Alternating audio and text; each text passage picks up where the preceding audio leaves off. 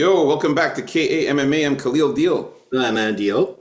We are KAMMA, about to talk about the final predictions, thoughts, and face-offs for the main card for Vegas 100, UFC Fight Night Vegas 100. Carlos Prates versus Neil Magny. We are at the main card now. Got to talk about a fight that got pulled from the main card, which is the Ricky Turcios versus Bernardo Sopage. Unfortunately, even though Ricky Turcios made weight, he got pulled from it for medical reasons. They had to pull him from the fight. So we lost that fight, unfortunately. It's down to 11 fights. We got to do what we got to do. So first fight is... It's Mansour. Sorry about that. Yeah, Mansour Abdul Malik versus Dusko Todorovic here. Who you got, Andy O?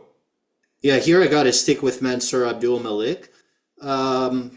I think Dusko Todorovic, he's coming off a very severe knee injury, and I don't think he's going to be able to handle the type of fight Mansour is going to bring to him.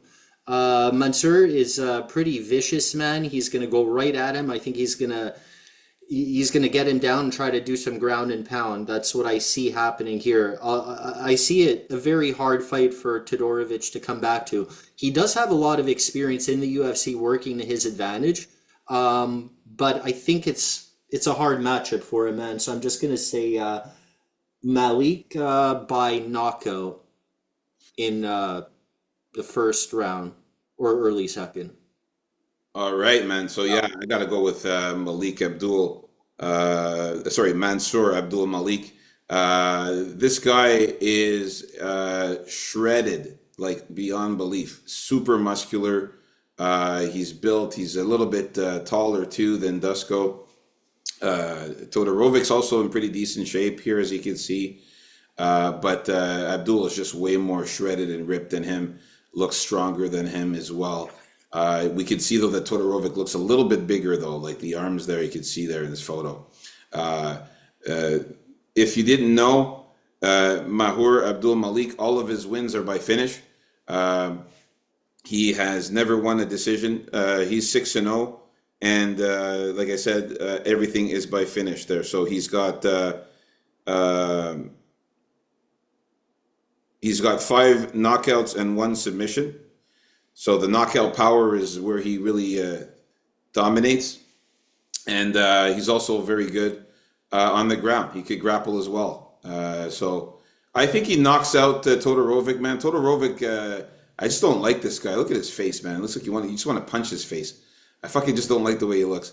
And I think Abdul Malik is going to knock his ass out in this one here, land something pretty painful. I think it's going to be a nice fucking highlight knockout here for Mansour. So yeah, pick his Mansour by finish here, knockout. I say he gets. If he maybe clubs and subs him, that'd be great. But the knockout, I think, is where to go with this one here. So we're still in agreement, both of us, with Mansour in this one. And like you said, man, Dusko, I don't know if he's going to be, able to deal with a guy like this guy who's going to be explosive and all over him. All right, so we're still in agreement with that one. Let's move on to the next fight here. Take it over, Andy O here. No, it's my turn. Yeah, so Luana Pinheiro versus Jillian Robertson. Man, in the face-offs here, man, these girls, look how close these girls are. I was saying to myself, are they going to kiss? I'm like, damn, they're like really close there. I was like, man, somebody's going to kiss somebody, but no, it didn't happen. But both of these girls in great shape, similar body types. Robertson's a little bit more ripped. Pinheiro looks good though. They both look good. Robertson is taller a little bit there, you can see. And she's just better, man. Luana Pinheiro, like I said in the early predictions, she pissed me off. Fights that I wanted her to win, she lost. And Jillian's just way better, man. She's just been on a tear lately. Jillian's just been killing it. The way better grappler, wrestler, jiu-jitsu. She even can strike too. She's good at boxing too. I got Jillian Robertson either subbing her or winning a decision. Yeah, I got Jillian Robertson here also. I think she's going to get the finish, probably by sub or by knockout. It's these girls also, both of them, they're finishers. And Luana herself has been she's been able to get the subs herself, but I feel that in this case, it's going to enable Robertson to get that sub before her. Uh, that's just the feeling I have, and I think Robertson is really she's looking good these days. She looks physically like really fit and better than she did in the earlier part of her UFC career, and I think she keeps it rolling here with sub or knockout, probably sub. Yeah, she's also determined to move up the rankings here and get a title fight. Like she's determined to keep it going and make it happen. Um, she's just been the better fighter, looking great these days. Luana Pinheiro doesn't want to fuck around on the ground with Jillian too much, man, because she's gonna get fucked up on the ground. Like there's no way that she's gonna be able to try to submit Jillian Robertson. Jillian Robertson has been practicing these types of fights for forever. She trains to fight to grapple. So you try to get her on the ground, try to sub her, it ain't happening. She'll reverse that shit. She'll twist it on you and and get the sub on you when you try to fuck around on the ground. So that would be a big mistake for Pinheiro. She needs to keep the fight standing, if anything, and land some good strikes on Jillian. But Jillian, again, like I said, she's really good on the feet as well. Oh, she's improving. She's improving, yeah, and her takedowns are just unstoppable. Jillian always finds a way to like charge at you and get the trip and bring you down. So she's really good at takedowns, whether it be takedowns while you're against the cage or in the middle of the octagon. So she's awesome at takedowns. I just see her dominating this one, woman handling her.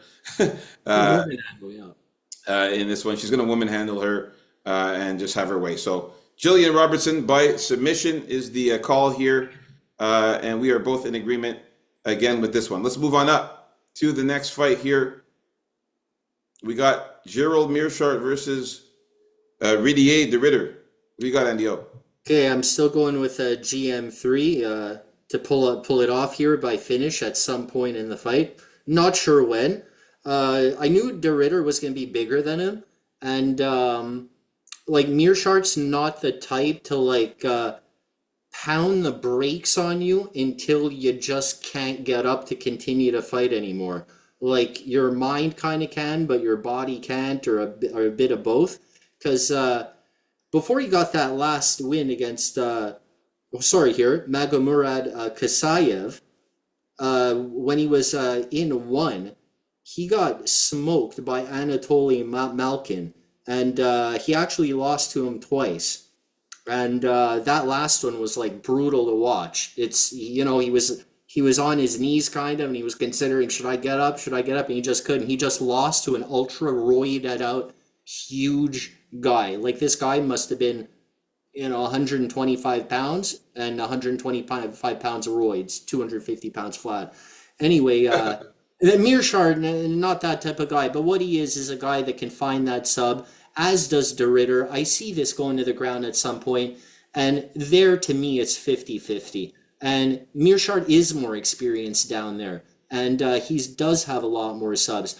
Both these guys have an unreal amount of subs combined. So I see one of them getting a sub. I see in this fight Meerschaert getting that sub first. So that's the call on that. What about you, Real Deal? My pick stays the same, man. I got to go with Ridier the Ridder here. I just like the fact that he's just so much bigger than Meerschaert, and I like the man. The guy's got 12 submissions out of his seven. One thing he's got to watch out for is those judo throws, because De Ridder has good judo also. So Meerschaert has to keep that in mind. Because, I'm worried about this fight, to say the least, yeah. I mean, come on, man. The guy's got 12 submissions out of 17 wins. So, the guy is really also a very good submission specialist there. I like the 3-inch height advantage, as you can see here. But the 2-inch reach advantage, both these guys are pretty much the same shape. I think Ridder's a little bit bigger. I think Meerschaert is a little bit more ripped than De Ridder. But Ridder looks a little bit bigger, though. And the thing that I think is going to happen here is that for a good portion of this fight, it's going to stay on the feet. And I think that that's where De Ridder is going to be able to land some good punches on Mearshart. I think he's going to be the better striker, land more punches on him, and do a better job staying on the feet here. If this fight goes to the ground, like you said, it's 50-50. These guys are going to be showing some high-level grappling. So it's basically whoever subs who first when it gets to the ground. So it's literally the roll of the dice there. I just like the size of Ritter. I think it's going to be a little harder for Mearshart to take him down and to land that sub with the fact that he's such a bigger guy. And I think that the Ritter might have just a slight edge on getting the sub on Mearshart. Let's not forget Mearshart, how many subs that he's lost in his career. It's quite a few. I mean, he's lost eight times by submission. So he can get sub himself. He's not invincible from the submissions. Even though he's a submission specialist with his huge amount of 29 submissions, he could also get sub. But like we talked about, the betting is coming up next. Stay tuned. And obviously, I like Mearshart by submission as well. There, you got to do it. You just got to do it. But De Ridder, I think, might be able to upset here. So I'm still sticking with De Ridder in this one to win by. I have him winning by KO or submission, actually, by finish. All right, so we're in disagreement with this one. Let's get to the main event of the evening. Unfortunately, like we said before, we lost the Ricky Tershow's fight, which was supposed to be after that one. But now we got straight to the main event. Neil Magny versus Prates. Yeah, here I still got to stick with Prates here. I guess this was the most intense face-off with Prates, I guess, trying to intimidate Magny here, getting into his face a little bit. Nice gangster pick you took here, Indio. Nice gangster pick. Both these guys are pretty much the same size. They look good in shape. Magny always looks the same. Can't say anything bad about that. And Prates looks really good too. Can't really see much of him here on this shot, but he's in great shape himself. Oh yeah, he's ripped. Pretty much the same size here. Look, Magny's hope is to clinch it up and try and get a takedown, but use some elbows maybe in close and try to catch Prates off guard there. But above all else, get Prates tired. I think that's going to be very hard for him to do. I think Prates is on his way up. Prates isn't one of those younger bucks coming up, eh? He's like 30 or over, right? He should be kind of like in his prime here.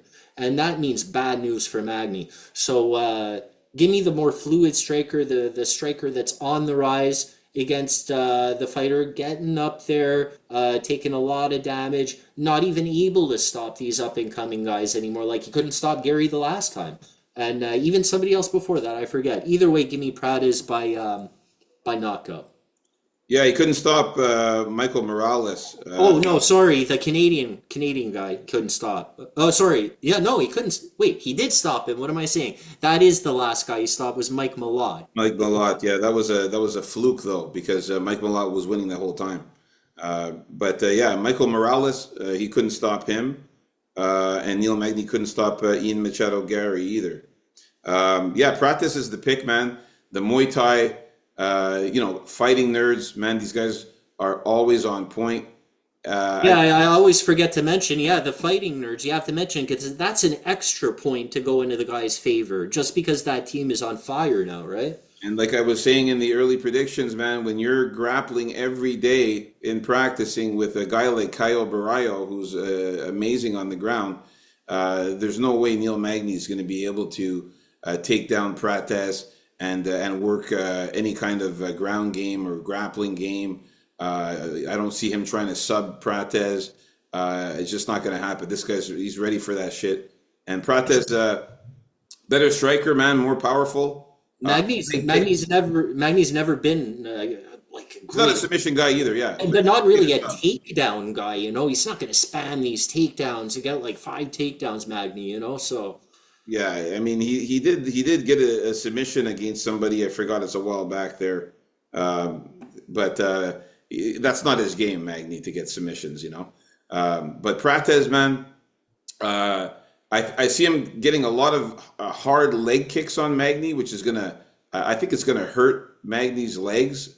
You'll see Magny will start to hobble a bit after getting a few of those kicks to the leg. He's got chicken legs, very skinny chicken legs, Magny. So if Prates just focuses on smashing up those legs, you can see Magny having a hard time walking in there. Remember how Gary was smashing up his legs? Yeah, exactly. And that's why I think it can happen here with Prates. He's got very good kicks with that Muay Thai. He's got very good striking. So yeah, the pick is Carlos Prates to get the win here. Prates by KO or decision. And there you have it, folks. Our final predictions, thoughts, and face-offs for the main card. Stay tuned. Coming up next, we got our official bets. Like and subscribe, guys. Leave a comment. Let us know who you guys have. Let us know if you like the videos.